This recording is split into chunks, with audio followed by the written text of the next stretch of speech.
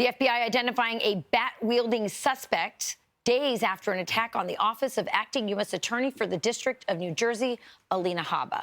Federal agents offering a $25,000 reward for the capture of Keith Michael Lisa for allegedly trying to confront Habba. Paul Mauro, attorney and retired NYPD inspector and Fox News contributor, joins us now. What should we know about this story? So I think one of the questions people have is how he ultimately gained admittance when he was initially denied admittance because he was carrying a baseball bat. You know what I mean? That's kind of a tell, right? Right. So either he tried a different... Now, I know that building. You have to go through a metal detector. It's like going through the airport. Sure. So you have to question yourself how he managed to get in, why they let him in, et cetera. The good news is that he's now identified. They'll get him. They put out a $25,000 reward, which is smart. You'll save that in police overtime. Sure. So they'll get him soon, and we'll find out what his ultimate motivation was here. But obviously, it's part of a larger trend of political violence. Yeah, we are definitely seeing that on the uptick, and that is something to be concerned about. We're just really happy that Alina is okay. Let's move to this because the Pentagon is launching Operation Southern Spear, which is, of course, going against narco-terrorists in America's neighborhood and shield us from all of these dangerous drugs that are coming forward. Here's President Trump being asked about what he plans to do with this operation. On Venezuela, I know you can't tell us what your next steps will be, but can you say, have you made up your mind on what you'd like to do for as far as action? I sort of have made up my mind, yeah. I mean, I can't tell you what it would be, but I sort of made up my mind. We made a lot of progress with Venezuela in terms of stopping drugs from pouring in. But we have a Mexico problem. We have a Colombia problem. We're doing very well. Drugs coming into our country are greatly slowed. Paul, I was really happy to have you today on the show because very few people in this building know as much about these cartels as you do. People associate you with crime here in New York, in the area, but you know a lot about this.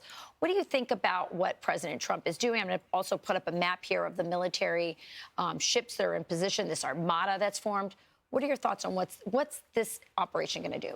So Venezuela is a very strategic target for America. And I say target cognizantly. As you and I were discussing, Maduro essentially or reportedly offered the entire resources of Venezuela to Donald Trump to leave him alone, and Trump turned them down. I would say that's a little bit of a clue as to what Donald Trump's mysterious mindset is here, right? But Venezuela, you have to remember, their former vice president, the guy who ran their oil industry, which is their only industry, is Hezbollah-related, a guy named Tariq al-Assami. Now, he's reportedly arrested or dead when nobody's clear because it's Venezuela. My point is that they occupy a really strategic position in Latin America. They have Middle Eastern ties, China ties. China's big. China's big. That's really what's behind the Latin American diplomacy. You and I talk about it all the time. This is, and they're calling it the Monroe Doctrine instead of the Monroe Doctrine, right? This is Donald Trump reasserting American supremacy over our hemisphere and saying, China, hands off. I think most importantly here, or perhaps of significant importance, let me rephrase, Putin and Russia are backing away from this. They have their own problems in Ukraine. They're in no position to support Venezuela. Maduro's a man who's really hung out there by himself. And I think Donald Trump is looking to use Venezuela as a linchpin to begin to reform Latin America. That's the first step. Absolutely. So talk to me about China, because you're right. Russia has backed off, and so he's a lot more isolated. Is China still protecting Maduro? Is it just in the form of buying their oil? And how much does oil have to do with this? Because it's not just Venezuela. Right next to Venezuela is Guyana, which has had the largest oil discovery, I think, in our lifetime. Yeah, and you know what? The good news here is that Guyana is a comparative friendly. And Guyana has not only oil, they have enormous natural resources. That's very dense jungle. A lot of it hasn't even been explored. Yes. What Guyana managed to do is build a road that they've been trying to build for decades that gets into the hinterland there that will allow some exploitation of those resources. The country needs it. We'd like to buy from them, so that's the good news. China, however, wants it as well. Donald Trump wants China out of the American backyard. China right now, I don't assess, has the ability to project power, military power, the way they would like to here. They're not going to mess around with that kind of stuff. We have our carrier group there. It's more economic warfare relative to China. Donald Trump wants to bring a number of these countries, a number of which are amenable to coming more into the American sphere. Economic cooperation, keep China out, everybody benefits. And a good example of that was Argentina. Argentina was looking to China under Milei. They were starting to get help from them because they needed economic help.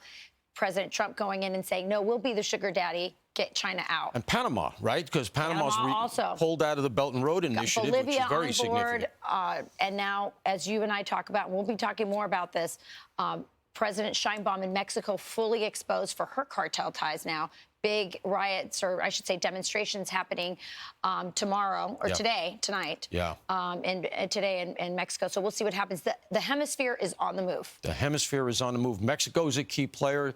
Those strikes on the boats so far, no Mexicans killed. She doesn't want American intervention militarily on the cartels in Mexico. As you say, she's been exposed.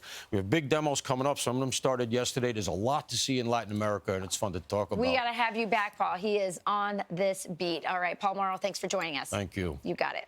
Hey, it's Will Kane. Click here to subscribe to the Fox News channel on YouTube. It's the best way to get our latest interviews and highlights. And click to subscribe to the Will Kane podcast for full episodes right now.